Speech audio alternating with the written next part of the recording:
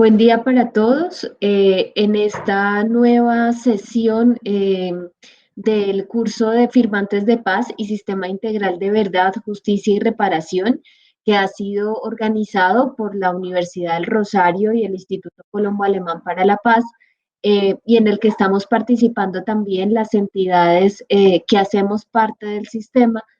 Vamos a hablar de la unidad de búsqueda de personas dadas por desaparecidas. Mi nombre es Gloria Restrepo, soy una de las funcionarias de la unidad, hago parte de la Dirección de Información, Planeación y Localización para la Búsqueda y junto con mi compañera Lorena Carrillo vamos a estar eh, acompañándolos en este proceso de compartir lo que hemos logrado construir hasta el momento en la unidad, eh, y también contarles lo que significa el papel que tienen los aportes de información en el proceso de búsqueda. Para ello, vamos a compartir una presentación y vamos a estar intercalando esta presentación constantemente con algunos videos pedagógicos que ha venido construyendo la unidad. Además, la idea es proponerles algunas preguntas que pueden ir ustedes empezando a resolver, empezando a pensar para nuestra posterior jornada de intercambio. Entonces, vamos a darle paso a la presentación. Como les anunciaba, lo que trabajaremos en esta sesión es la unidad de búsqueda de personas dadas por desaparecidas. La idea es retomar algunos aspectos básicos de la unidad y especialmente haremos énfasis en algo que creo que les interesa a ustedes como firmantes del acuerdo y es en lo que consisten los aportes de información para el proceso de búsqueda. Nuestra sesión de hoy entonces tiene tres grandes objetivos. Primero, presentar de forma detallada la unidad, su estructura y un poco poderles explicar con detalle en qué consisten las secciones humanitarias de la búsqueda. En segundo lugar, explicaremos el papel y la ruta de los procesos de aporte de información a la búsqueda. Y finalmente, este objetivo creo que parcialmente lo trabajaremos hoy y lo trabajaremos ya con más detalle en la sesión que tengamos compartida. Discutiremos inquietudes sobre los aspectos favorables y los posibles riesgos de los aportes de información a la búsqueda. Entonces, aquí están nuestra ruta de trabajo. Primero trabajaremos sobre el origen de la unidad de búsqueda de personas desaparecidas. Después sobre el carácter de la unidad y en especial nos interesa trabajar sobre tres elementos de ese carácter que es humanitaria, extrajudicial y confidencial. Tercero, describiremos qué es eso de las acciones humanitarias para la búsqueda y básicamente nos estaremos respondiendo a la pregunta de cómo buscamos. Y finalmente trabajaremos sobre los aportes de información en el proceso de búsqueda, pues que es el gran centro de nuestra discusión del día de hoy. Entonces, iniciaremos con el origen y los aspectos fundamentales de la unidad de búsqueda de personas dadas por desaparecidas. Entonces, primero, tendríamos que referirnos al sistema integral de verdad, justicia, reparación y no repetición. Es algo que ustedes han estado ya trabajando y van a seguir trabajando en este curso. Sin embargo, me referiré a ello de manera muy breve. Eh, y es, como sabemos todos, con el acuerdo final para la terminación del conflicto, se crea el sistema integral de verdad, justicia, reparación y no repetición. Y este sistema está compuesto por tres mecanismos que son la unidad de búsqueda de personas dadas por desaparecidas, la Comisión de la Verdad y la Jurisdicción Especial para la Paz. Somos entidades hermanas, si se quieren, aunque con la JEP más que hermanas somos primas y ya les explicaré por qué. La Justicia Especial para la Paz es el mecanismo creado para hacer justicia en el marco del sistema. Se supone que tiene una duración de 15 años, tiene un carácter judicial y como sabemos todos, su misión es un poco dar una respuesta en términos de justicia a las víctimas que ha tenido el conflicto armado en los últimos años. Entonces, este es el primer mecanismo que ya tendrán ustedes posteriormente sesiones para profundizar en él. En anteriores sesiones ustedes habían trabajado sobre la Comisión de la Verdad. Es el mecanismo creado para esclarecer la verdad de lo sucedido en el marco del conflicto. La comisión tiene 3 años para construir un informe que establezca la verdad sobre lo sucedido en el marco del conflicto. Y fíjense que por eso les digo que tenemos una relación más de primas con la JEP y sí de hermandad con la comisión, y es que tienen un carácter extrajudicial. ¿Sí? Eso quiere decir que la información que se entregue a la Comisión de la Verdad no va a servir para posteriores procesos judiciales, sino que su único fin es aportar al esclarecimiento de la verdad. Manteniendo esa condición de extrajudicialidad, está la unidad de búsqueda de personas dadas por desaparecidas, que además tiene un carácter humanitario y fue el mecanismo creado para buscar a todas las personas dadas por desaparecidas en razón y en contexto del conflicto armado que desaparecieron antes del 1 de diciembre de 2016. Probablemente para ustedes habrá allí una pregunta clave y es ¿por qué el 1 de diciembre? Porque ese día fue cuando se firma el acuerdo de paz, entonces por eso la unidad va a buscar hacia atrás. En adelante pues existen otro tipo de mecanismos para la búsqueda de personas dadas por desaparecidas. Nosotros tenemos casi que el periodo de tiempo más largo de los tres mecanismos. Tenemos 20 años para la búsqueda de las personas desaparecidas. Probablemente ustedes lo han escuchado, en las estimaciones del Centro de Memoria están aproximadamente en 86.000 personas desaparecidas en el marco del conflicto. Otras estimaciones dicen que podemos llegar a 120.000. Entonces tendríamos casi que estos 20 años para buscar o intentar acercarnos a este número de personas dadas por desaparecidas. En Colombia, usualmente la búsqueda de personas desaparecidas estaba atada a un proceso judicial. Eh, Probablemente a ustedes alguna vez le tocó acompañar a personas con familiares desaparecidos y lo que tenían que hacer era dirigirse a la fiscalía o se dirigían a alguna instancia judicial porque era la única posibilidad de saber lo que había pasado y el paradero de la persona desaparecida. Entonces, al ser judicial, encontrar a la persona desaparecida va de la mano de la posibilidad de determinar responsabilidades. Dado esta forma de buscar predominante, las familiares y organizaciones civiles exigieron en la mesa de negociación del proceso de paz entre el Estado colombiano y las FARC que se creara un instrumento que se encargara solo de buscar a las personas desaparecidas sin importar su procedencia, género, religión, militancia, condiciones diferentes. Y que además no buscara en este modelo judicial, sino que buscara en el marco de un modelo extrajudicial. He ahí el origen de la unidad. Las organizaciones además tenían un gran argumento y es llevamos 120.000 personas desaparecidas, se han encontrado muy pocas de ese número, entonces es hora de que el Estado colombiano empiece a saldar esa deuda. La unidad se ha convertido dentro del sistema integral como un mecanismo, como les decía, con dos características claves, humanitario y extrajudicial, que se orienta exclusivamente a la búsqueda de personas dadas por desaparecidas y que desaparecieron en el contexto y en razón del conflicto armado. Es por eso que la unidad representa un cambio y una oportunidad para la búsqueda de personas dadas por desaparecidas. Entonces, como ven aquí en la gráfica, la justicia ordinaria es judicial y lo que hace en la búsqueda es investigar al delito y al responsable para poder dar con el paradero de la persona por desaparecida. Nuestra alternativa es, en el marco de la justicia transicional, crear un mecanismo extrajudicial que investiga la desaparición, pero lo que importa es dar con el paradero de la persona desaparecida, pero la información que se recoja no constituye ninguna prueba judicial. Entonces, un poco es acompañar los mecanismos judiciales que ya existan de otros mecanismos extrajudiciales como es la unidad de búsqueda de personas desaparecidas. Por eso se constituyen toda una alternativa para muchas familias que no han podido encontrar respuesta en el escenario judicial. ¿Qué es lo que hacemos desde la unidad?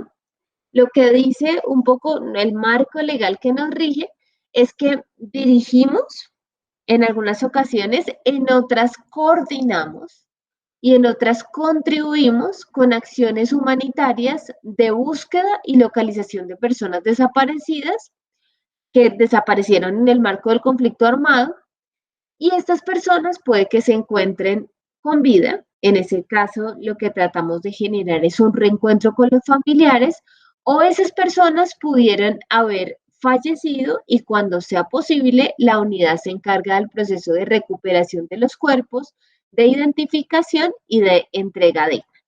Y se deben estar preguntando ustedes cómo así que dirigen, coordinan o contribuyen. Dirigir es cuando la unidad se encarga de liderar el proceso de búsqueda.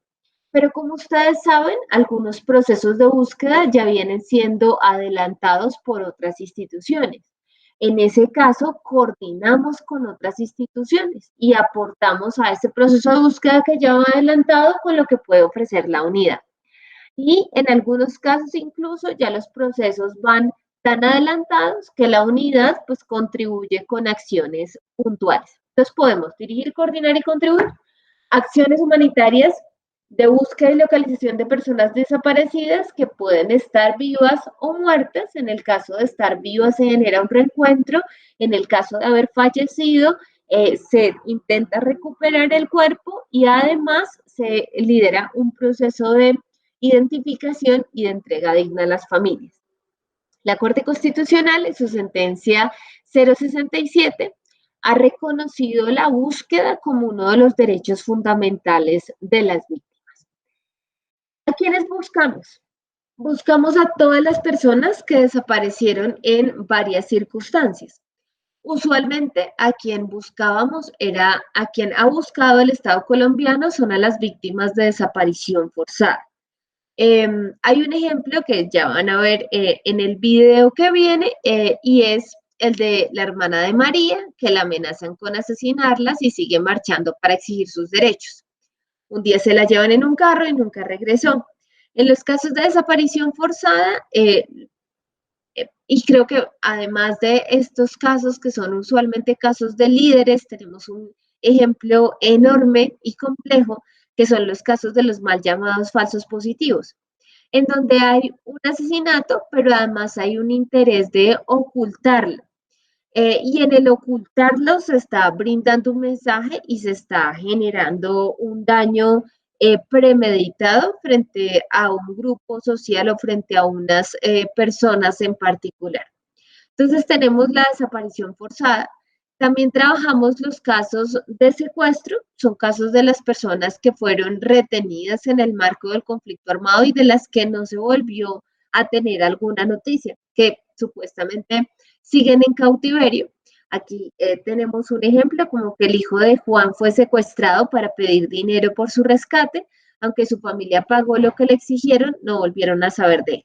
Tenemos entonces secuestros que tuvieron fines extorsivos, otros que tuvieron fines políticos, esos pues como los más relevantes. Entonces la unidad está buscando a las personas que fueron secuestradas y de las que no se volvió a tener noticia de su paradero. También la unidad busca a las personas que fueron reclutadas, ¿sí? Que ingresaron a los diversos grupos armados y que no se volvió a tener alguna noticia de ellos. Y aquí está el ejemplo del hijo de Josefa, que lo reclutó un actor armado cuando salía de la escuela y que nunca volvió a su casa. Y finalmente, creo que estos dos últimos tipos de personas dadas por desaparecidas es algo novedoso. Se buscan a los combatientes desaparecidos, miembros del ejército, la armada, la policía, grupos paramilitares y guerrilleros que cayeron en las hostilidades y que sus cuerpos pues quedaron en los territorios donde tuvo lugar la confrontación y no pudieron ser entregados a las familias. Aquí hay un ejemplo que es el del esposo de Adela, que participó en un combate entre guerrilla y ejército y no se volvió a saber de él. Entonces, para nosotros, los casos de los combatientes desaparecidos son tan importantes como los casos de reclutamiento, secuestro y desaparición forzada. Esos son los 4 tipos de personas desaparecidas que está buscando la unidad. Un poco para cerrar estos elementos básicos de la unidad de búsqueda, los invito a ver este video de 7 minuticos sobre el origen de la unidad y es más que todo un ABC con los elementos fundamentales para que hablemos de la unidad de búsqueda de personas dadas por desaparecidas. Más de 100.000 familias colombianas se levantan todos los días preguntándose qué pasó y en dónde están sus seres queridos desaparecidos. Aunque provengan de lugares distintos, viven en la incertidumbre permanente de pensar si su familiar estará bien, si ya comió, si tendrá frío, si aún seguirá vivo. Al final comparten el mismo dolor. A la hermana de María la amenazaron con asesinarla si seguía saliendo a marchar, exigiendo sus derechos, y un día se la llevaron en un carro negro y nunca regresó. Al hijo de Juan lo secuestraron para pedir dinero por su rescate, aunque su familia pagó lo que le exigieron y durante un tiempo recibieron pruebas de supervivencia. Un día simplemente no volvieron a saber nada de él. Al hijo de Josefa lo reclutaron unos hombres de un grupo armado cuando salía de la escuela y no ha vuelto a casa. Al papá de Liliana se lo llevaron durante una toma guerrillera a un puesto de policía y a la fecha no se conoce de su paradero. Y el esposo de Adela participó en un combate entre la guerrilla y el ejército y no se volvió a saber de él. Desaparecieron en circunstancias distintas del conflicto armado colombiano y sus familiares llevan décadas buscándoles. En Colombia, la búsqueda de las personas desaparecidas estaba atada a un proceso judicial, es decir, la posibilidad de saber qué pasó y dónde están las personas desaparecidas iba de la mano de la determinación de los responsables del hecho, lo cual podía tardar años y años sin resolverse. A raíz de ello, familiares y organizaciones civiles fueron hasta La Habana, Cuba, para exigir a la mesa de negociación del proceso de paz entre el Estado colombiano y las FARC la creación de un instrumento que se encargara exclusivamente de buscar a las personas desaparecidas, sin distingo de su procedencia, edad, género, religión, militancia o condiciones diferentes. Es así como se crea la Unidad de Búsqueda de Personas Dadas por Desaparecidas, una entidad humanitaria, porque su labor está encaminada a contribuir a aliviar el dolor de los familiares, y extrajudicial, porque no establece responsabilidades y porque la información que recibe no es prueba en procesos judiciales. La unidad de búsqueda tiene la facultad de garantizar la confiabilidad a quienes se acerquen a brindar información sobre la suerte o el paradero de una persona desaparecida en el marco del conflicto armado. Muchos familiares pueden pensar que con la creación de la unidad de búsqueda deben volver a empezar de ceros con un proceso de búsqueda, pero no es así. La también llamada UBPD toma en cuenta y valora los avances de cada caso y se articula con las entidades que puedan tener información sobre la búsqueda porque allí ha acudido con anterioridad la persona que busca. Estas entidades pueden ser, por ejemplo, la Fiscalía General de la Nación y el Instituto Nacional de Medicina Legal. Pero la UVPD no solo tienen en cuenta los avances que han logrado ante las entidades. Para la unidad de búsqueda son fundamentales las experiencias y saberes de los familiares, como las investigaciones que han hecho por sí mismos, la información que han recolectado, su conocimiento del contexto y del territorio, las metodologías que han creado y todo lo demás que pueda contribuir con el proceso de búsqueda. De esta forma, la UVPD, de la mano de los familiares, desarrolla acciones humanitarias de búsqueda como recolectar, organizar y analizar la información que recibe de diferentes fuentes que puedan ser personas, bases de datos, archivos, recortes de periódico o cualquier elemento que permita a la unidad de búsqueda construir una posible teoría de lo que pasó con la persona desaparecida, de su paradero y sobre todo, si sigue o no con vida. Ojo, como la UBPD debe garantizar la confiabilidad, no puede entregar ni a los familiares ni a otras instituciones información sobre la fuente. Esta información solo puede ser usada para dar con el paradero de la persona desaparecida. Una vez la UBPD cuenta con la posible teoría de lo que pasó con la persona y dónde puede estar, se puede hacer una localización. Si la información arroja que la persona desaparecida podría estar viva, se procede a tratar de ubicarla y realizar el contacto. Cuando esto se logra, Se corrobora su identificación por métodos técnico-científicos, dactiloscopia, odontología o genética. Y si hay voluntad, se facilita el reencuentro con los familiares. Pero si la información arroja que la persona desaparecida podría estar sin vida, la VPD procede a explorar y verificar el lugar donde se cree podría estar el cuerpo. Este lugar puede ser un potrero, un río, un basurero, una escombrera, un cementerio, una fosa, entre muchos otros. Si se confirma la existencia del cuerpo en el lugar, la VPD lo recupera, junto con otras evidencias físicas que se encuentren, como por ejemplo prendas de vestir. Los cuerpos recuperados por la VPD son entregados junto con la información y las evidencias recolectadas al Instituto Nacional de Medicina Legal y Ciencias Forenses para su identificación. Cuando se logra la identificación de los cuerpos, la VPD apoya la entrega digna a sus familiares, respetando sus necesidades y prácticas culturales y en coordinación con la Unidad para las Víctimas y otras entidades. Al final, cada proceso de búsqueda es distinto. Puede darse de formas diferentes según las características de la desaparición de la persona. En todo caso, la unidad de búsqueda apoya y orienta a los familiares, pueblos, comunidades y organizaciones que buscan para que puedan tomar decisiones informadas. Pues para la VPD es fundamental esta participación activa en todo el proceso. Si estás buscando a una persona desaparecida en el conflicto armado, sabes de alguien que le esté buscando o tienes información sobre su suerte o paradero, comunícate con las líneas telefónicas de la unidad de búsqueda a nivel nacional. O escribe al correo electrónico servicioalciudadano@vpdbúsquedadesaparecidos.co. Encuentra más información en www.vpdbúsquedadesaparecidos.co. La búsqueda es contigo.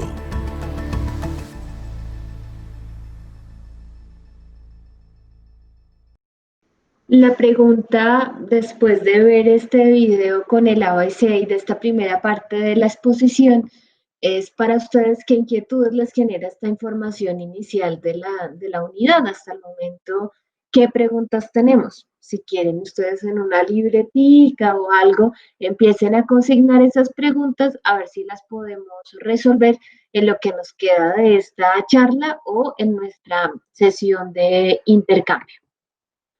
Entonces vamos al segundo tema que anunciábamos desde el inicio de esta sesión y es sobre el carácter de la unidad.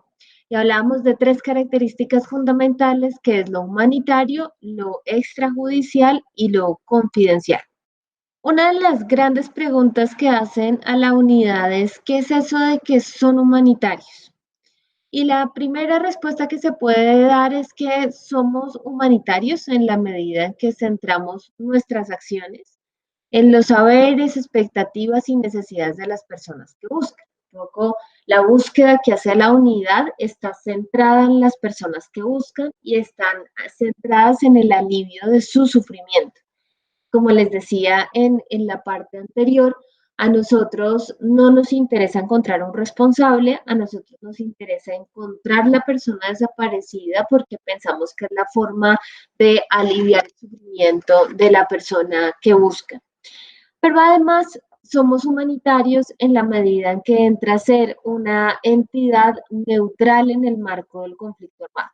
Piensen en otras entidades humanitarias que hay en el país, pensemos que a pesar y lastimosamente, a pesar del acuerdo de paz, la confrontación ha seguido. Es un poco como opera la unidad, es desde la neutralidad. Nosotros difícilmente vamos a entrar a un territorio con ejército, con policía, etcétera, sino a través de estrategias humanitarias. Por otro lado, la información que nosotros recibimos, la recibimos de manera confidencial. Garantizamos el derecho a la confidencialidad. Eso quiere decir que ni la información ni la identidad de quien la aporta van a ser reveladas. La información pues puede provenir desde las familias que ponen la solicitud hasta las personas que conocieron directa o indirectamente sobre los hechos, sobre lo que pasó con la persona desaparecida. Confidenciales, ¿sí? La información será guardada y no puede ser revelada por ningún funcionario de la unidad, de hecho estaría incumpliendo la ley de hacerlo. Y finalmente, este carácter extrajudicial que poco a poco iremos explicando con detalle y que hasta ahora hemos dicho, ese carácter extrajudicial nos asegura que la información que se recoja en el proceso de búsqueda no va a servir como prueba judicial, no busca perseguir a un culpable, sino que busca encontrar a una persona desaparecida. Hemos venido construyendo como esta comparación entre el carácter judicial y extrajudicial que puede ayudar a aclarar un poco. En el carácter judicial, usualmente se busca caso a caso. Entonces llega una solicitud, una denuncia de desaparición y van buscando caso por caso. En el carácter extrajudicial, lo que estamos intentando hacer es buscar caso a caso, pero también empezar a agrupar. Algo que muestra el carácter extrajudicial que investiga desde las ciencias sociales es que los hechos de la guerra tienen ciertos patrones. ¿Sí? La desaparición tenía ciertas similaridades para algunos autores en algunas épocas.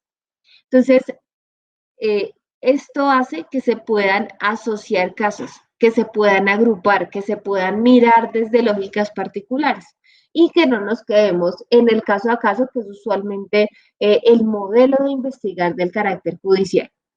Como les he reiterado, en el marco judicial, la finalidad de la investigación es establecer responsabilidades penales y esclarecer el delito de desaparición. Además, pues de esa opción, pues también es encontrar a la persona desaparecida para el reencuentro en el caso de que esté vivo. En el carácter judicial, la búsqueda se circunscribe a las desapariciones que implican conductas punibles, ¿cierto? Entonces, un poco en el marco del Código Penal tendría que estar el tipo de desaparición que se está abordando para que se pueda investigar. En el caso de lo que hace la unidad, que es la investigación extrajudicial, la búsqueda comprende las desapariciones ocurridas en diferentes circunstancias del conflicto, independientemente de que medie o no de una conducta punible. En el carácter judicial se pregunta quién perpetró el delito, contra quién, cuándo, dónde, cómo, por qué y para qué se perpetró el delito. Fíjense que el centro de la pregunta es quién hizo la desaparición, quién fue el autor, el perpetrado. A nosotros no nos interesa quién fue, a nosotros nos interesa quién desapareció, cuándo y dónde puede estar esa persona desaparecida. Eso es lo único que queremos esclarecer.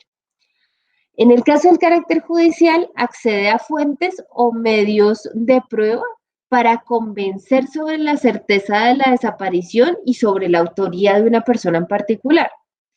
En nuestro caso, accedemos a información para determinar la ubicación de la persona desaparecida, pero esa información nunca va a ser una prueba judicial. La información que ustedes quieran entregar se entrega a la unidad en condiciones de confidencialidad y, reitero, nunca va a constituir una prueba dentro de un proceso judicial.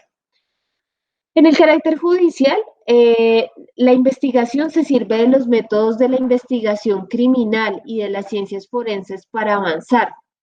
En el carácter extrajudicial se sirve de los métodos de las ciencias sociales y también de las ciencias forenses. Fíjense que son dos formas de ver el proceso de búsqueda diferentes, ¿cierto? La lógica criminal y la lógica de las ciencias sociales. Quienes investigamos en la unidad de búsqueda de personas desaparecidas no somos personas formadas en criminalística, sí en ciencias forenses y además personas que venimos de la sociología, la antropología, la psicología, el trabajo social, lo que nos implica ver la búsqueda de manera distinta. En el carácter judicial, la investigación es conducida por organismos estatales, pero que tienen que ser de carácter judicial, como es el caso de la Fiscalía. En lo extrajudicial, la investigación es conducida por organismos también estatales, pero de carácter humanitario y extrajudicial, y además que se encuentran dentro del sistema integral. En el carácter judicial, la información se utiliza con la finalidad de establecer la ocurrencia de un delito y de establecer las responsabilidades penales individuales, que es algo que ya he venido repitiendo. A nosotros eso no nos interesa. A nosotros la información se utiliza para poder encontrar a la persona. Y cuando se encuentra información forense, su uso es para potencializar la búsqueda, para localizar y para identificar a la persona desaparecida. Usualmente en el carácter judicial, el proceso de investigación se conduce de acuerdo a procedimientos legales que ya han sido establecidos.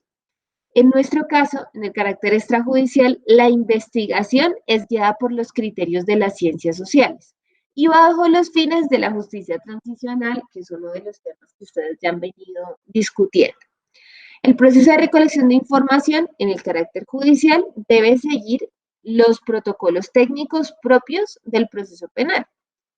En nuestro caso, solo las labores de georreferenciación, prospección y exhumación siguen los protocolos técnicos propios del proceso penal para asegurar su valor probatorio, pero porque se trata de lo único que se entrega a las familias al concluir el proceso, especialmente de entrega digna, que es el informe forense.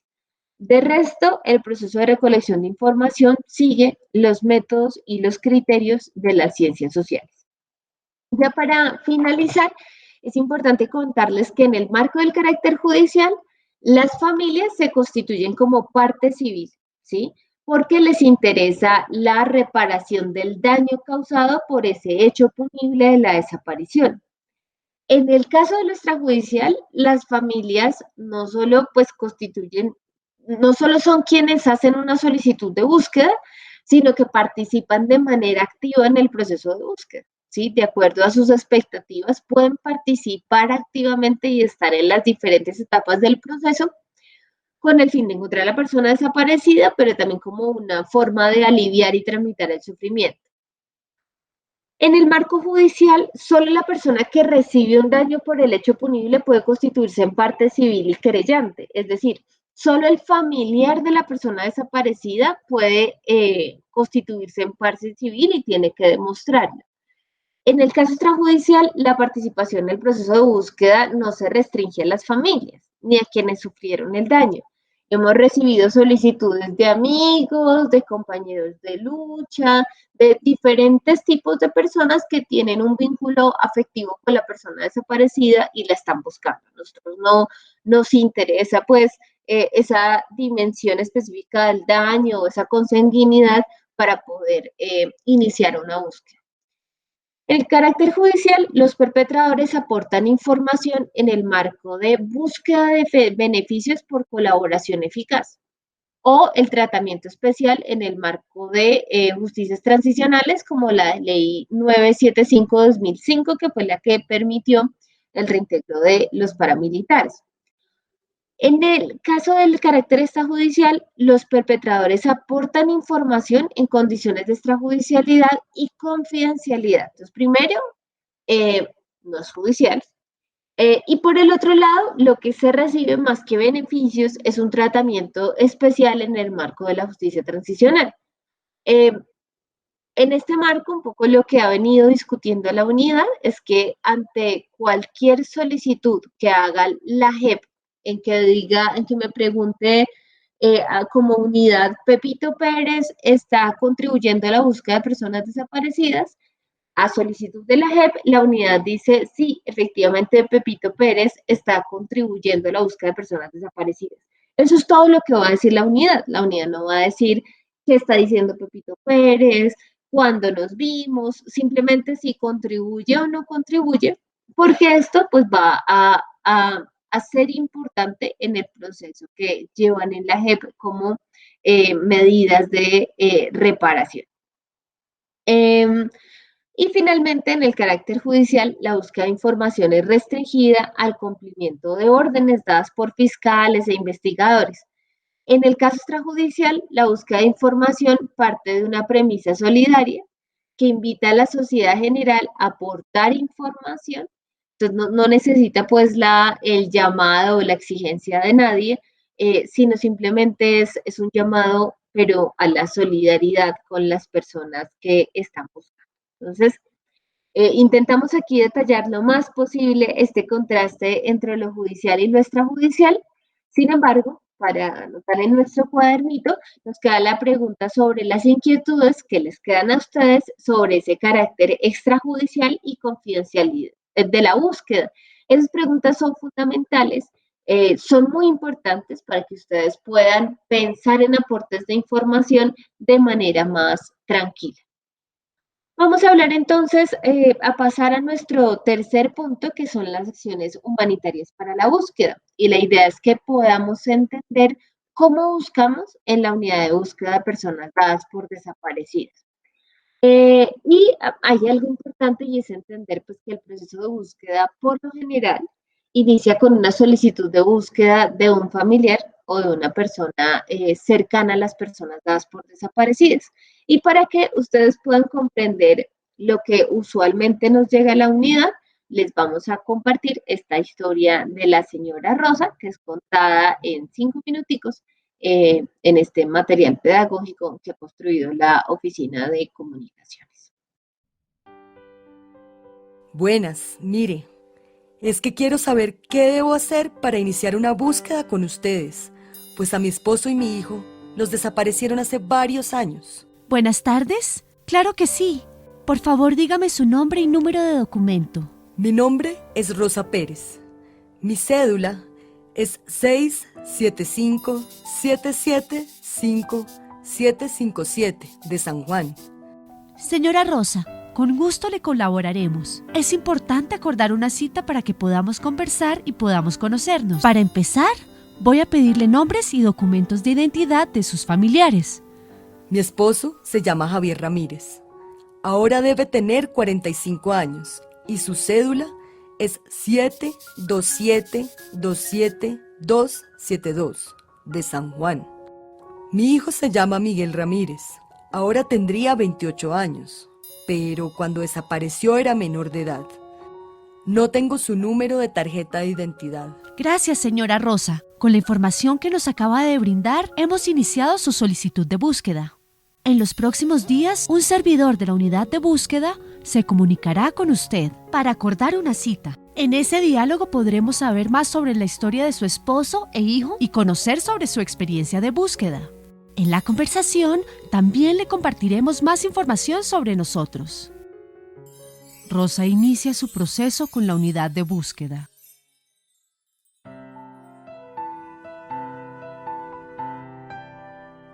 Bienvenida, doña Rosa. Qué gusto conocerla. Nosotros hacemos parte de la unidad de búsqueda. Cuéntenos detalladamente lo sucedido a sus familiares y cómo ha sido su proceso de búsqueda. Ha sido un proceso largo y doloroso. Mi hijo desapareció el 23 de febrero de 1989 en San Juan. Dicen que se fue con unos hombres armados que estaban en el pueblo. Ese día mi vida se partió en dos. Mi esposo se dedicó a buscarlo y exactamente 3 meses después me lo desaparecieron también. Desde ahí empecé a buscarlos, pero nada. Estos son los documentos y las fotografías que he reunido. Esta información es muy importante y aporta al proceso de búsqueda. Nos gustaría saber qué espera del proceso, Rosa, conocer sus dudas y expectativas. Solo espero que ustedes de verdad me ayuden, porque ya no sé qué hacer. Como se han podido dar cuenta, he tocado muchas puertas. He ido a varias instituciones y organizaciones para que me ayuden en la búsqueda y no he tenido respuesta.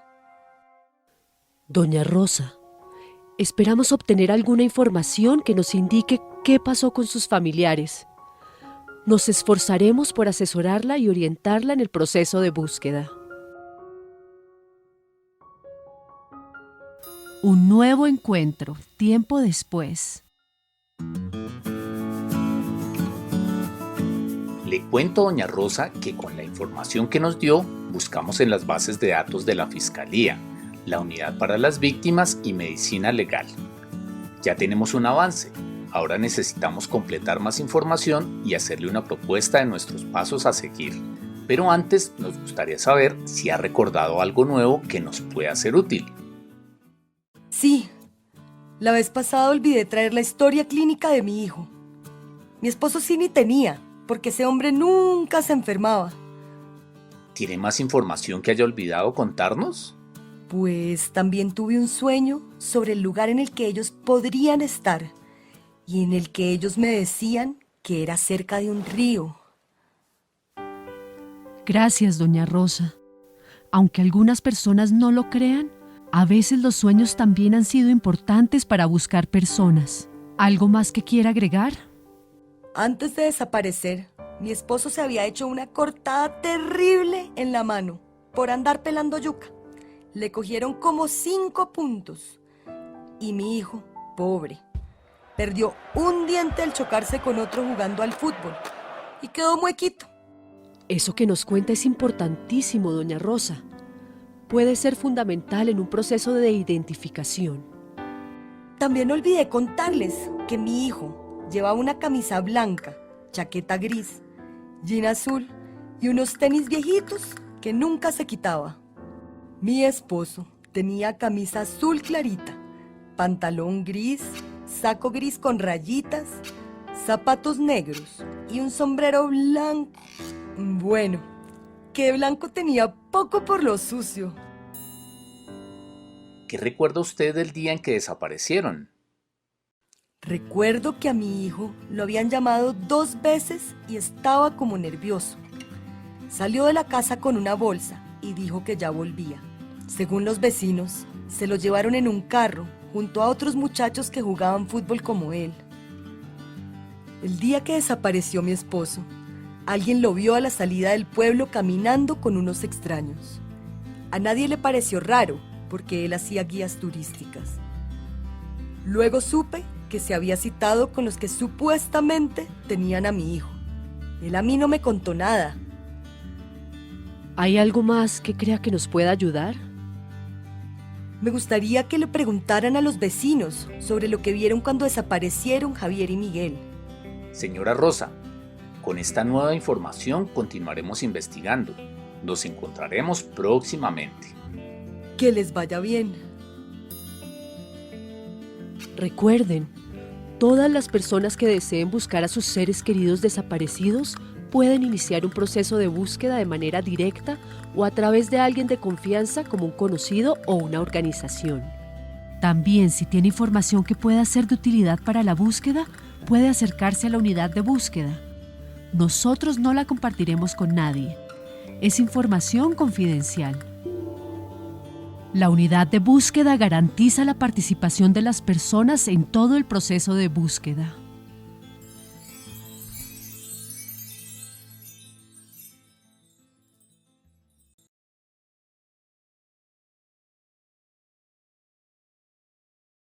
Bueno, después de ver la historia de Rosa, creo que podemos empezar a pensarnos qué significa este proceso de búsqueda, cómo puede buscar la unidad después de que llega alguien como Rosa, qué pasa dentro de la unidad de búsqueda de personas dadas por desaparecidas. Hasta el momento, la unidad ha diseñado un procedimiento que parte de la recolección de información. Como vimos en el caso de Rosa, ya los familiares en su mayoría vienen con una información que han acumulado de su propio proceso de investigación. La mayoría de las familias lleva años recogiendo información institucional, buscando diferentes personas que pueden aportar información, han ido a lugares a buscar o a la persona viva o el cuerpo de la persona fallecida. Pero a pesar de eso, lo que hace la unidad es recibir esta información y buscar información adicional que le permita hacer contrastes y precisar un poco más esa respuesta de dónde está la persona dada por desaparecida. La idea de ese proceso de información es llegar a 3 grandes hipótesis, que básicamente son respuestas temporales a esa pregunta de dónde está la persona desaparecida. ¿Cuáles son esas 3 hipótesis? Una es dónde está la persona. 2 es quién es esa persona, cómo hago para poder identificarla. Esa es la hipótesis de identidad. La primera es la hipótesis de localización. Y la tercera es qué fue lo que pasó con esa persona, que es la hipótesis de lo acaecido. Entonces, con mi hipótesis de localización, lo que se entra a hacer es un proceso de localización, en donde se trata de precisar el paradero de la persona dada por desaparecida. Ese paradero puede ser el de una persona viva y en ese caso se pasa al reencuentro, en donde pues, se desarrollan diferentes acciones que permiten verificar la identidad de la persona viva, saber que sí tiene relación con la persona que busca y se reencuentran. O empezar las acciones para recuperar el cuerpo, que en este caso son labores de prospección, de recuperación, de identificación del cuerpo y finalmente de entrega digna del cuerpo a la familia. Pero vamos a ir más en detalle en estas diferentes etapas del proceso de búsqueda. Entonces, la primera etapa, pues después un poco de este proceso de recibir la solicitud de una familia, es la de información. Lo que se hace es recoger y analizar la información que se recibe de diferentes fuentes, personas, bases de datos, archivos, recortes de periódico, etc. La unidad contrasta masivamente información, ¿cierto? Entonces llega la solicitud de Rosa, que busca a su esposo y a su hijo, y a partir de eso se buscan posibles fuentes humanas o pueden ser fuentes escritas que permitan construir una posible teoría, un poco lo que les contaba en la diapositiva anterior sobre lo que pasó, sobre dónde está la persona desaparecida y si esa persona sigue o no sigue con vida. Ahí es pues muy importante también como precisar la identidad, los datos de identidad fundamentales de la persona que estamos buscando. Entonces es la primera etapa de información que es reunir suficientes datos para poder construir estas hipótesis que son respuestas temporales a la pregunta de dónde está la persona desaparecida. Es el primer momento. Como les decía, en ese primer momento, a una de las hipótesis a la que llegamos es a la hipótesis de localización, que nos dice en dónde puede estar la persona desaparecida. Si la información arroja que la persona podría estar viva, se procede a tratar de ubicarla y a realizar el contacto con esa persona para el reencuentro. Entonces, yo sé que el señor Camilo puede estar vivo, entonces en ese caso la unidad pues hace todo el proceso para contactarlo, se le informa que está siendo buscado por otra persona y se empieza a hacer todo el procedimiento para que esa persona que es posiblemente la que se está buscando se reencuentre con la persona que busca. Si la información arroja que la persona desaparecida podría estar sin vida, entonces se procede a las labores de prospección y recuperación de cuerpos. Entonces, como les decía, cuando está vivo, se ubica, se contacta a la persona, pero además inicia un proceso que es corroborar la identificación por métodos técnicos científicos de dactiloscopia, odontología o genética. ¿Qué es lo que se hace? Se contrastan los datos de la persona que busca con la persona por desaparecida para verificar si tiene familiaridad y si es quien estamos buscando. Pero hay un segundo asunto y es primero verificamos que sea la persona y segundo verificamos que esa persona que ha sido encontrada viva tenga voluntad de encontrarse con la persona que está buscando. En ese caso, si hay voluntad y si es la persona que estamos buscando, es cuando se facilita el reencuentro con los familiares. Y en el caso de que, como les decía, se presuma que la persona está fallecida, se procede a explorar y verificar el lugar en donde podría estar el cuerpo. Entonces, si recuerdan, en la etapa de localización se ubicó el sitio. Entonces, es en la finca La Bonita, en este punto al lado del árbol de mango.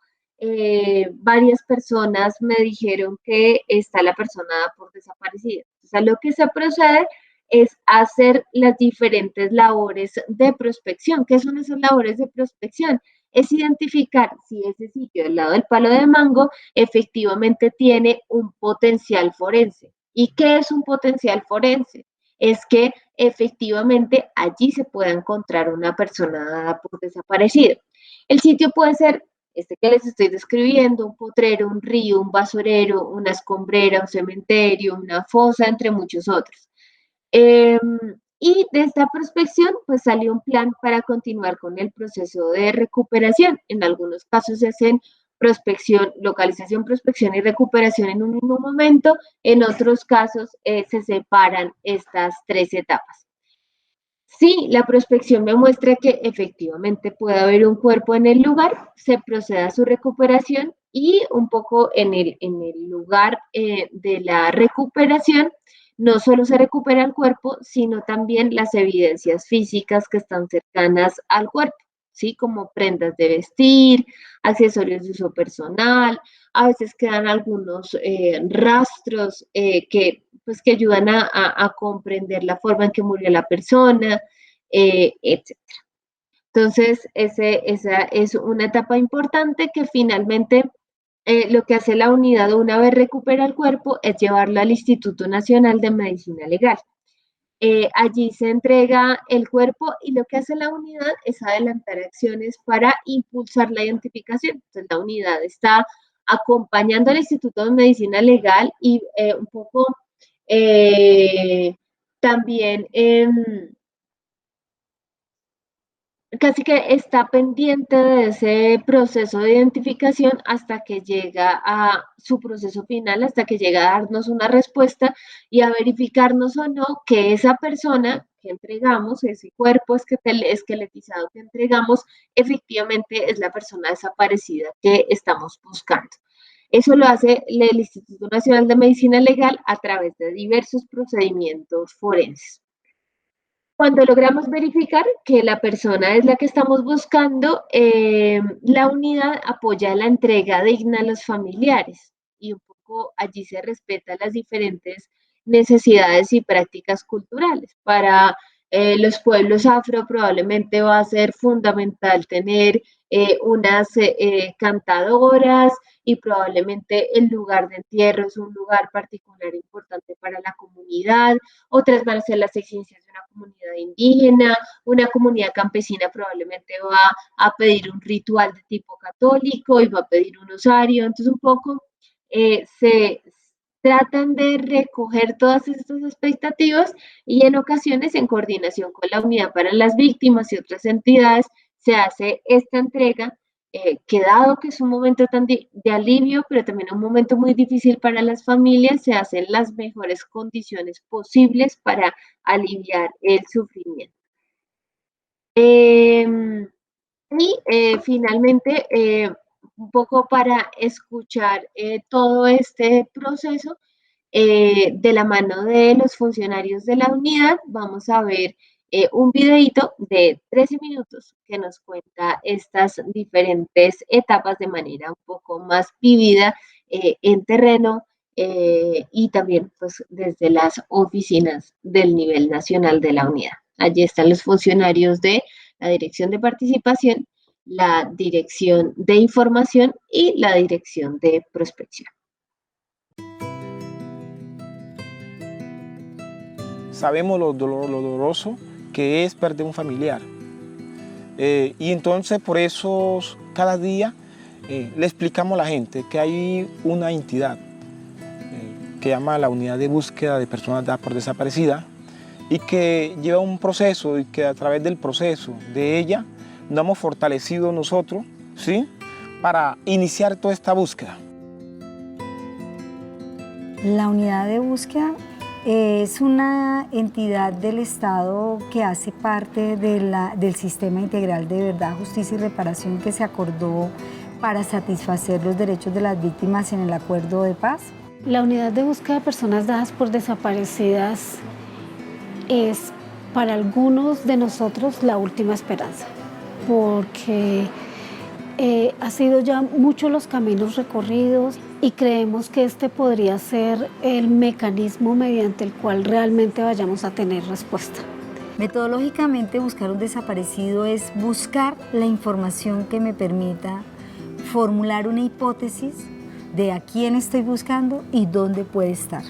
Pero adicionalmente, determinar qué fue lo que pasó. Entonces, la búsqueda de la información es completar un rompecabezas. Entonces, esa ruta me puede decir que la persona está viva. Esa persona está viva y puede estar en algún lugar. Ahí hay una ruta de esa búsqueda que será la verificación de dónde puede estar esa persona que haya podido estar en cualquiera de estas situaciones. Pero si la persona está muerta, yo tengo que hacer unos pasos que involucran efectivamente un conocimiento técnico-científico, pero que son súper importantes porque completan la información. Y es, yo recolecté hipótesis de ubicación de la persona, y la ubicación de la persona, la hipótesis me dice que está, voy a decir, en una finca. Entonces vas a tener que hacer lo que llamamos la localización, y es determinar si en ese lugar existe, por las características del lugar, posibilidades de que haya enterramientos. Luego viene una etapa que es la prospección, y es, ya yo físicamente identifiqué que tiene unas alteraciones en la tierra, ahora voy a hacer unas intervenciones en la tierra para determinar si efectivamente ahí puede haber cuerpos. Y luego viene la recuperación de los cuerpos. Es la recolección con mucho rigor científico, porque esto tiene que servir de prueba en un proceso judicial, recuperar lo que hay en la fosa, no solamente del cuerpo, sino de lo que esté asociado al cuerpo, embalarlo y entregárselo a medicina legal, para que medicina legal pueda hacer la identificación. Y finalmente, la etapa que esperamos poder hacer la mayor de las veces, si es que las personas están muertas, es la entrega de acuerdo a las creencias y con el respeto y la dignidad que merece esa devolución del ser querido a sus familias. Pero si la persona está viva, lo que procedería sería el reencuentro. La Dirección de Participación tiene el propósito de garantizar que los familiares, allegados, pueblos étnicos, las personas que buscan, sean parte del proceso de búsqueda de la persona o de las personas desaparecidas. Ese proceso de participación nosotros lo entendemos en el sentido de que las familias reciban asesoría, orientación, apoyo en el proceso mismo y las vicisitudes que va generando la búsqueda de su ser querido.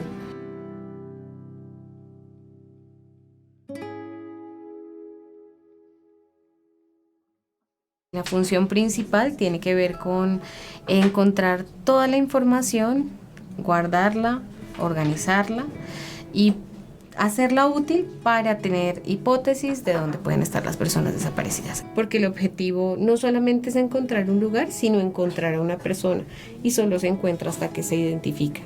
Muchas veces la búsqueda empieza, y casi todas las veces, si se hace metodológicamente, sistemáticamente, se asocia con otras desapariciones. O sea, las mamás empiezan a buscar a sus seres queridos, y qué es lo que se encuentra en ese camino de construcción de saber, que se encontraron con otra señora parecida a ella, que estaba pasando por lo mismo, porque a su hijo más o menos se los llevaron igual.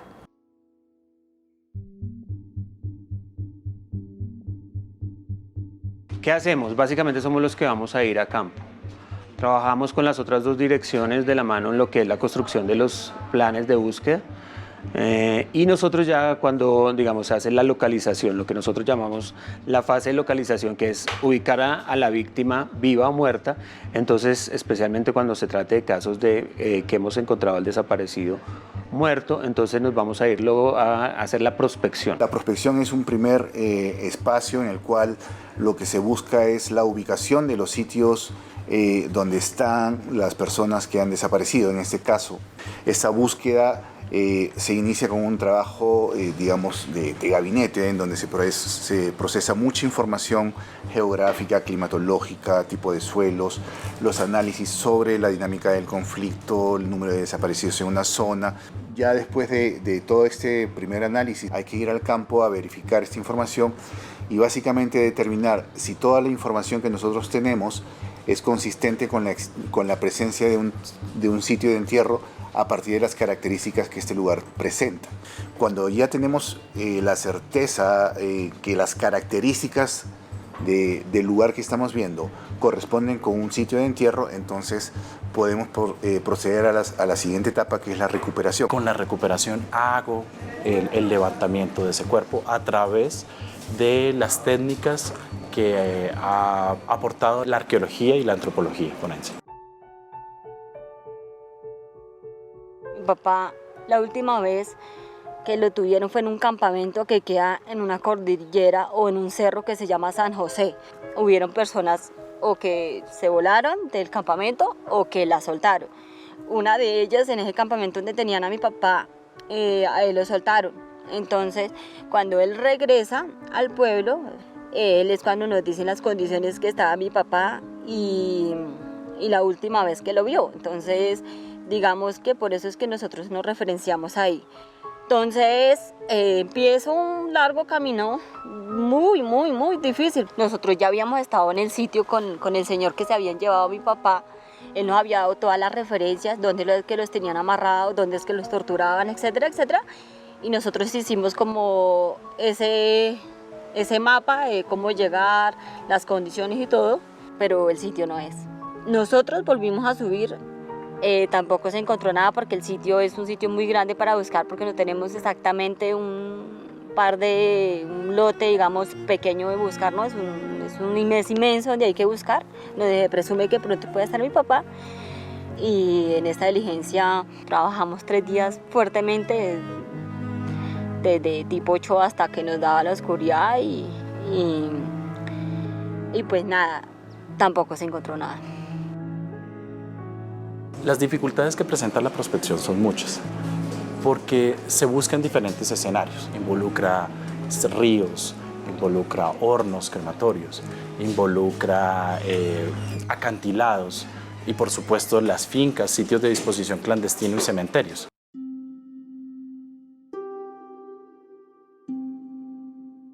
Por nuestro mandato, por nuestro decreto ley, se establece que quien va a continuar haciendo toda la parte de estudio del cuerpo en laboratorios de identificación va a ser el Instituto Nacional de Medicina Legal y Ciencias Forenses.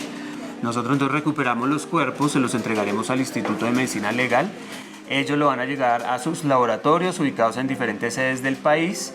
Y nosotros vamos a hacer entonces un proceso, como lo dije, seguimiento, acompañamiento de cómo va este proceso y algo muy importante, garantizando todo el tiempo que las familias participen, estén conociendo cómo va ese proceso de identificación. El proceso de identificación humana es un proceso de comparación de la información que existe de una persona desaparecida en contraste con la información que se obtiene del análisis de un cuerpo, de una persona fallecida o de una persona encontrada con vida.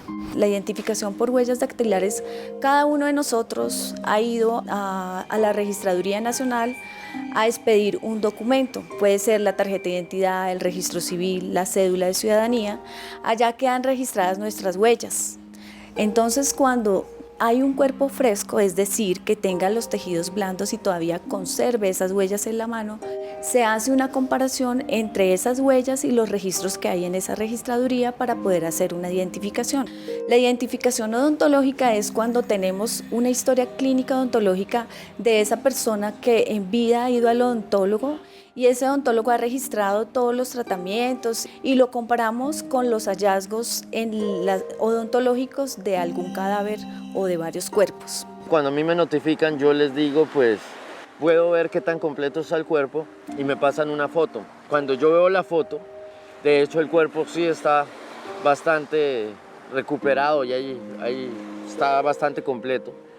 Y dentro de esto yo me fijé directamente que el cráneo como tal tenía prácticamente toda la dentadura en la foto. Después ya posteriormente entra mi tía y ella me dice, apenas ve el cráneo, de hecho lo coge, mira la dentadura y me dice, mira, sí, esta es una amalgama de tal año, esto pasó así y estas resinas las puse yo, esta es mi hermanita. Y por último tenemos la genética como un recurso absolutamente importante para establecer un parentesco entre ese cuerpo hallado de una persona viva o muerta con el núcleo familiar o con la familia que está buscando al desaparecido.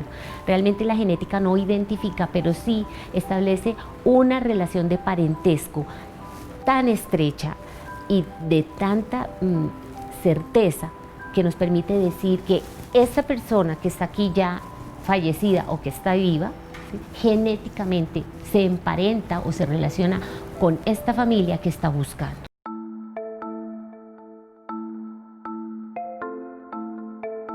Realizar la entrega e inhumación digna del cuerpo esqueletizado de su ser querido, guardando todas sus creencias, respetando las espirituales, culturales, sociales, para que este momento sea significativo desde lo que ellos esperan y no desde lo que nosotros creemos que se debe dar. Ese proceso significa un cierre de la búsqueda, pero paradójicamente para algunos un momento de realizar el duelo. La entrega digna fue, yo creo que después de la muerte de mi padre, fue una de las cosas más interesantes, más bonitas y que la familia tuvo, porque nunca nos imaginábamos que iba a ser así, algo así. Puede ocurrir también que la hipótesis nos lleve a encontrar y a ubicar a la persona hallada viva. Allí también tenemos que desarrollar de la mano con la persona encontrada y con la familia este proceso de reencuentro que tiene unas vicisitudes muy importantes, que tienen que ver con si la persona encontrada viva se quiere encontrar con la familia o no, y si la familia quiere encontrarse con esta persona. Para mí trabajar en la unidad ha sido reencontrarme conmigo misma, pero más que conmigo misma, con ese compromiso que yo he llevado por todos estos años. Para mí trabajar en la unidad de búsqueda no es trabajar. Para mí creo que estar en la unidad de búsqueda es también contribuir en ese paso que desde hace 30 años me propuse cuando desaparecieron a Carlos. Bueno, el video creo que nos mostró un poco las dinámicas que tiene la unidad y esperaría que nos haya ayudado a aclarar las diferentes etapas del proceso de búsqueda.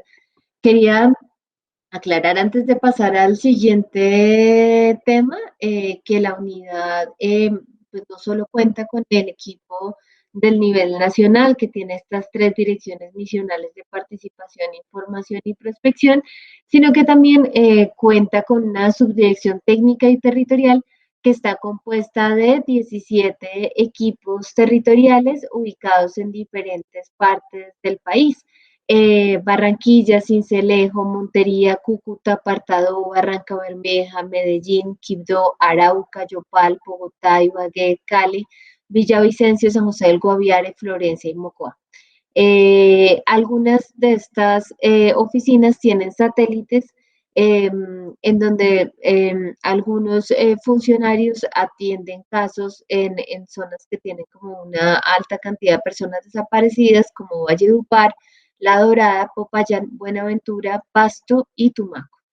Entonces, pues como ven, se ha extendido la operación de la unidad en el territorio colombiano y en todas estas oficinas territoriales se emprende este proceso de búsqueda que hasta ahora les he descrito y describió el video. Y después de esto y de contarles cómo buscamos, yo quisiera plantearles una pregunta y es, ¿en qué partes del proceso de búsqueda creen que se podría aportar información? Como en qué momento sería importante el aporte y el acompañamiento del aportante de información. Y con esta pregunta, pues, quedamos con elementos suficientes para hablar de los aportes de información en el proceso de búsqueda. La primera pregunta que se pueden estar haciendo ustedes es, ¿quién puede aportar información a la unidad? Por supuesto, los familiares de personas desaparecidas y sus representantes. Y en la historia de Rosa veíamos cómo ellos pues aportan la información que han venido recogiendo en el proceso de búsqueda. También colectivos de víctimas u organizaciones defensoras de derechos humanos. Muchas organizaciones llevan años recogiendo información y un poco esto se reconoce y se recibe en la unidad para el proceso de búsqueda y todo como lo hemos explicado, en el marco de la extrajudicialidad y la confidencialidad.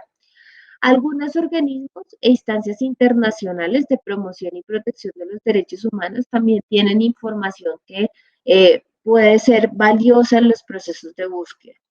Las entidades del Estado también tendrían que aportar información. Servidores y servidoras públicas de entidades del Estado que por una u otra razón se enteraron de elementos que sean claves en el proceso de búsqueda pueden aportar información. Las instancias judiciales pueden aportar información. Eso no quiere decir que nosotros aportemos información a las instancias judiciales, ¿sí? Los expedientes judiciales son para nosotros una fuente de trabajo, entonces por lo general los solicitamos y los trabajamos para ver hasta dónde llegó una investigación y qué se puede hacer por la vía extrajudicial. Pero también son aportantes de información muy importantes la fuerza pública y los excombatientes de grupos armados que participaron en las hostilidades. Después, como el mapa de fuentes que percibimos como claves para el proceso de búsqueda de personas desaparecidas. Hasta el momento, a la unidad han llegado más de 90.000 documentos que han sido registrados y caracterizados y que han sido entregados por estas diferentes instancias a las que me refiero y que tienen información clave para los procesos de búsqueda. También han llegado 258 aportantes de información que han llegado voluntariamente a la unidad a aportar lo que saben con respecto a los procesos de desaparición. Y también hay un aporte colectivo que es significativo, que lo hizo la Comisión de Búsqueda de las FARC, en donde dieron información sobre la documentación de diferentes casos de personas dadas por desaparecidas y en algunos casos esa documentación estaba acompañada de algunas hipótesis de localización. ¿Quiénes han aportado? Los aportantes voluntarios de información hasta el momento, que es hasta diciembre del año 2020, se había recibido información de 119 combatientes de las FARC, de 17 miembros de la fuerza pública, de 8 agentes del Estado, de 90 personas de la sociedad civil en general, de 22 excombatientes de los paramilitares y de 2 miembros de grupos de bandas criminales. Entonces, como ven, pues si bien ha sido muy importante la participación de los excombatientes de las FARC, poco a poco se han diversificado las fuentes que voluntariamente han decidido aportar a la búsqueda. Ya este es el último video de esta charla y quisiéramos contarles a través de la historia de don José qué significa aportar información.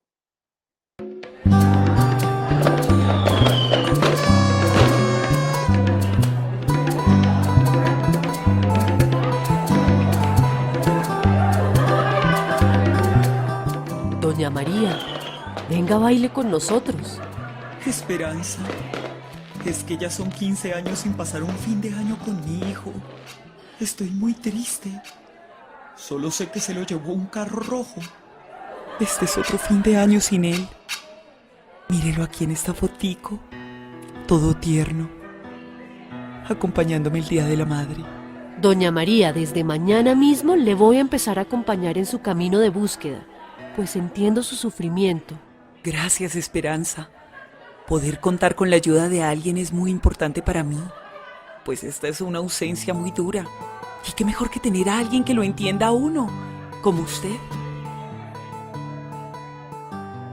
La importancia de aportar información para la búsqueda.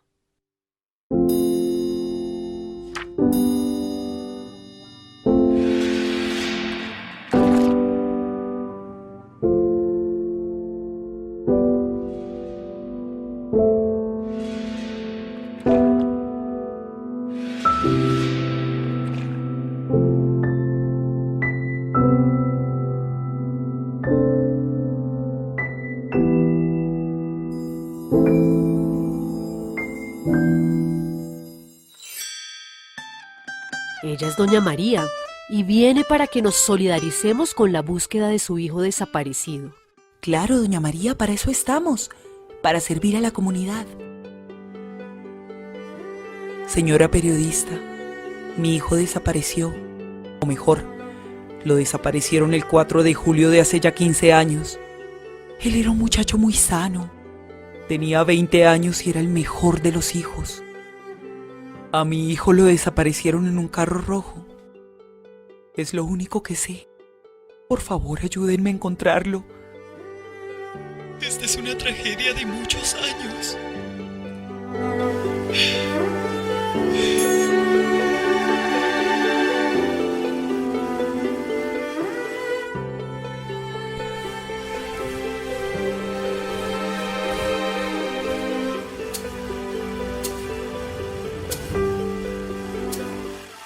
El carro rojo.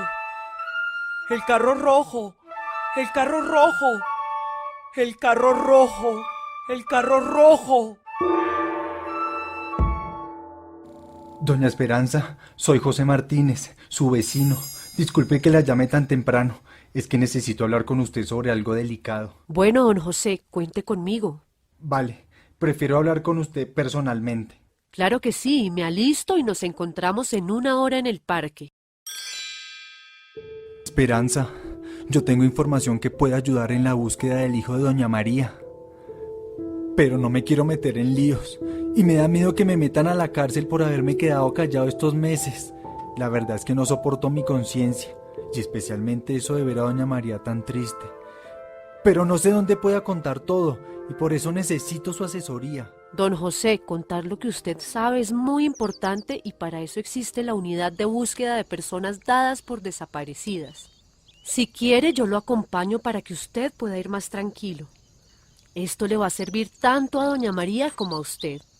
Los dos van a aliviar algo de dolor en sus vidas.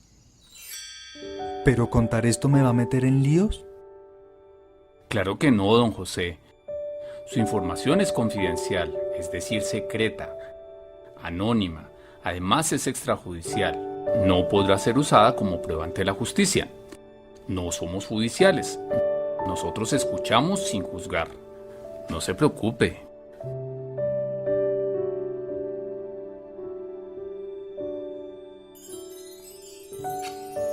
Si tienes información que contribuya a dar con el paradero de las personas desaparecidas en el marco del conflicto armado, puedes acercarte o comunicarte con la unidad de búsqueda de personas dadas por desaparecidas. Aquí te escuchamos sin juzgar. O escribe al correo electrónico servicioalciudadano@vpdbúsquedadesaparecidos.co. Encuentra más información en www.vpdbúsquedadesaparecidos.co. Recuerda, la entrega de información es voluntaria y solo se usará para fines humanitarios. La búsqueda es contigo. Bueno, la historia de don José nos acerca a los aportes de información y ya para concluir quisiera precisar un poco más en qué consisten estos aportes de información como el de don José. Primero, pues, ¿qué información aporta la búsqueda? Por lo general pensamos que la única información que aporta la búsqueda es la de la información sobre lugares de disposición de cuerpos y de la posible identidad de los mismos o de lugares donde se encuentren personas vivas. Por supuesto que esa es una información que para nosotros es muy importante, sin embargo, hay otros tipos de información que son importantes. Por un lado, la información sobre la identidad de las personas dadas por desaparecidas. A veces las familias o las personas que buscan conocen parte de la identidad de la persona desaparecida y pueden existir amigos, compañeros, conocidos, vecinos, etcétera, que puedan tener otros elementos para aclarar elementos de identidad que sean claves para la búsqueda. Entonces, por ejemplo, alguien que pueda aclarar, no, Pedro, el que estamos buscando, era un combatiente y eso no lo sabía la familia. O un vecino que diga, Pedro tenía problemas con Juan y discutieron antes del proceso de desaparición, etc. Entonces, por un lado nos sirve esa información, datos de la identidad de la persona desaparecida con los que tal vez no contemos desde el inicio del proceso de búsqueda. Lo que les decía antes, la información sobre lugares de disposición o sobre lugares de ubicación o disposición de personas fallecidas o lugares de ubicación de personas vivas. También nos sirve la información de cuerpos sin identificar o cuerpos identificados sin reclamar. Entonces, por ejemplo, alguien del proceso de justicia y paz que diga, mire, en este lugar se exhumaron tantos cuerpos y se llevaron a medicina legal y aquí estaba fulanito de tal, ahí estaba José, ahí estaba Pedro, etc. Entonces, información de cuerpos también es pertinente para nosotros. A veces yo no tengo información, pero tengo información sobre personas que pueden tener información y que podrían aportar. Incluso si yo me quiero sentir tranquilo, puedo hablar con esa persona antes y decirle, oiga, ¿a usted le gustaría aportar a la unidad en condiciones de extrajudicialidad, etcétera? Le puedo dar su contacto a la unidad. Entonces, también información sobre posibles fuentes que nos digan qué pudo haber pasado. Y por el otro lado, hay información clave del contexto del conflicto armado que contribuye a la búsqueda. Entonces, a veces entender la forma en que operaban los diferentes grupos armados, la forma en que esos grupos entendían la desaparición y la usaban, ¿sí? O entender hechos particulares de desaparición es un aporte fundamental para la búsqueda. Entonces, como ve, la información que se puede dar es diversa sobre identidad, lugares, cuerpos, fuentes y sobre lo acaecido. Son diferentes dimensiones en las que se puede aportar. ¿Que si tengo que aportar con las 5? No, puedo aportar simplemente con una o con varias, depende de la información con la que yo cuente. ¿Cómo se aporta información? Una posibilidad es una sesión en la que se aporta la información que se considera debe ponerse en conocimiento de la unidad. Es el caso de don José, ¿cierto? Entonces él llama a Esperanza, se encuentra en un parque y ella le dice, mire, lo que yo tengo que aportar es esto, ¿sí? Esa es la única información que tengo y se la voy a dar. Esa es una opción. Hay otra posibilidad y es, yo tengo bastante información, no me voy a acordar de todo en una sesión o todavía yo no confío suficientemente en la unidad y le voy a ir contando de a pocos quiero en el diálogo con la unidad ir construyendo, ir encontrando la información que quiero compartir. En este caso se construye un plan de trabajo en el que se van abordando temas y casos en diversas sesiones, ¿cierto? Entonces tenemos dos formas de aportar hasta ahora. Una sesión en donde yo cuento toda la información que creo que es importante para un proceso de búsqueda. Dos, construyo un plan de trabajo en el que poco a poco voy aportando toda la información que conozco y que puede servir a diversos procesos de búsqueda. Y hay una tercera forma de aportar que se ha hecho a través de colectivos que entregan ya la información anonimizada. Entonces, algunos de ustedes pueden pensar, uy, no, muy difícil creer en el Estado y muy difícil creer en esto de la extrajudicialidad. Entonces, yo prefiero que el grupo en el que me encuentro aporte esa información, pero que desde el principio ese grupo diga que es la información del grupo y que no diga que Juan González fue el que aportó esa información. Es lo que se ha hecho un poco desde la Comisión de Búsqueda de las FARC, en donde se dan aportes colectivos de la información que no permiten saber quién dijo qué, pero es información que igual llega y va a contribuir a la búsqueda. Entonces, para claridad, tenemos 3 escenarios de aporte de información, una sesión en donde aporto toda la información, un plan de trabajo en donde poco a poco la voy construyendo y por el otro lado a través de colectivos a los que yo les comento la información que tengo y ellos la entregan ya de manera anonimizada a la unidad. Hasta ahora se ha construido plan de trabajo, que era esta segunda opción que yo les planteaba, con 75 excombatientes de las FARC, 6 miembros de la fuerza pública, 7 agentes del Estado que no son miembros de la fuerza pública, 12 personas de la sociedad civil y 3 excombatientes de los paramilitares. Y es un poco qué significa esta construcción del plan de trabajo. Algunos de ustedes pueden tener como la inquietud. Implica un encuentro inicial en donde se hacen todas las precisiones que hemos trabajado hoy sobre la unidad, se contestan las inquietudes, se identifican la situación y los riesgos de la persona que quiere aportar información y a partir de eso se construye un consentimiento informado. ¿Qué es un consentimiento informado? Es una especie de contrato entre ustedes y la unidad, en donde, contrato en grandes comillas, en donde la unidad dice, vea, yo voy a hacer un uso responsable de la información, se va a usar de manera confidencial, se va a usar en estas condiciones, sabemos que existen estos riesgos, etcétera, etcétera. Usted puede desistir de aportar información en el momento que lo crea necesario. Entonces, eso es lo que sale pues del encuentro inicial. En un segundo momento, lo que se recibe son las iniciativas de aporte de información que ya traen los aportantes, ¿cierto? ¿Qué información quieren entregar? Que es un poco la historia de don José. Entonces, bueno, listo, ya firmamos un consentimiento informado. ¿Qué es lo que usted quisiera aportarle a la unidad? Y ahí decíamos, pueden aportar información sobre personas, sobre cuerpos, sobre lugares, sobre lo acaecido, sobre otras fuentes. En la medida en que aportan esa información, pues va a diferentes lugares de la unidad.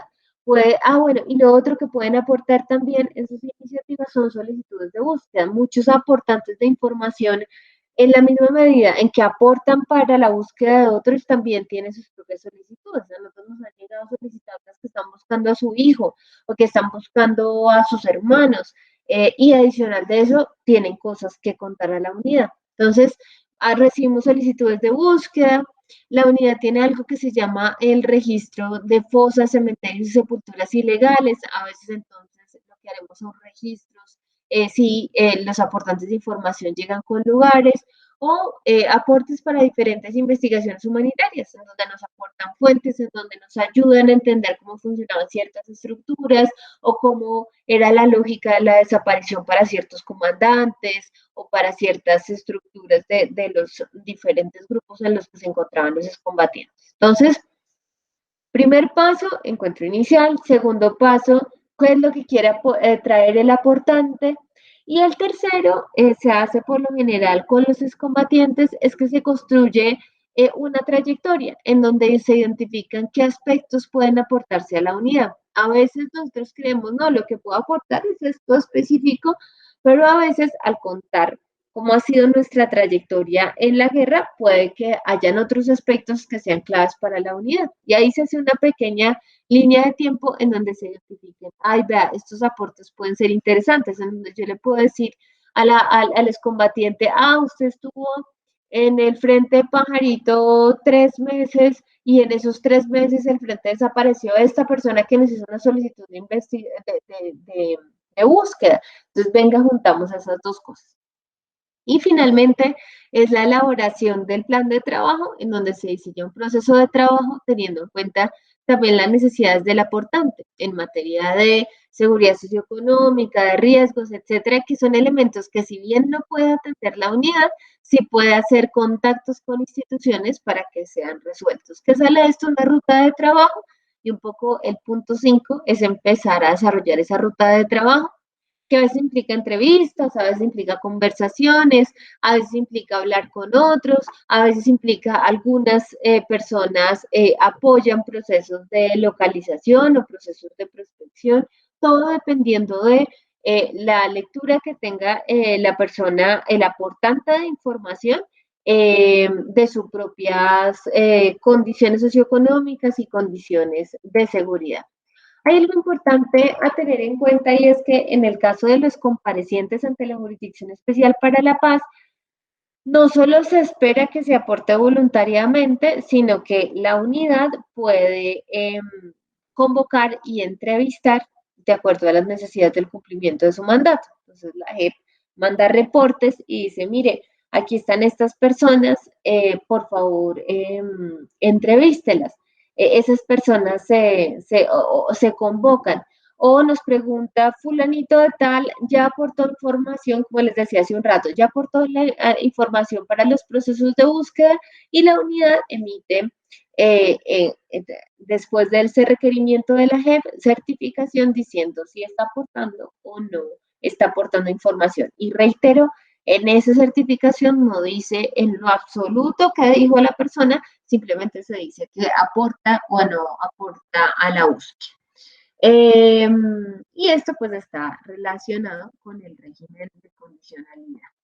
Entonces, la última pregunta que les dejamos para que anoten en sus cuadernitos es: ¿qué oportunidades y riesgos, ya después de toda esta clase que hemos construido en esta hora, encuentran en el aporte de información a la unidad? Creo que es importante identificarlos para que los podamos discutir en nuestra sesión de encuentro. Les agradezco mucho por haberme escuchado durante la última hora. Les dejamos estas son las redes sociales de la unidad, pero también les dejamos nuestros correos electrónicos. Si quieren, antes del encuentro que vamos a tener, empezar a enviarnos nuestras preguntas, pues esto va a ser de gran provecho porque vamos a poder preparar unas respuestas más sólidas. Entonces, muchas gracias por su atención en la última hora y esperamos que esta clase haya ayudado a resolver muchas dudas sobre la unidad y sobre los aportes de información. Que tengan primero, un feliz año y segundo, una buena semana.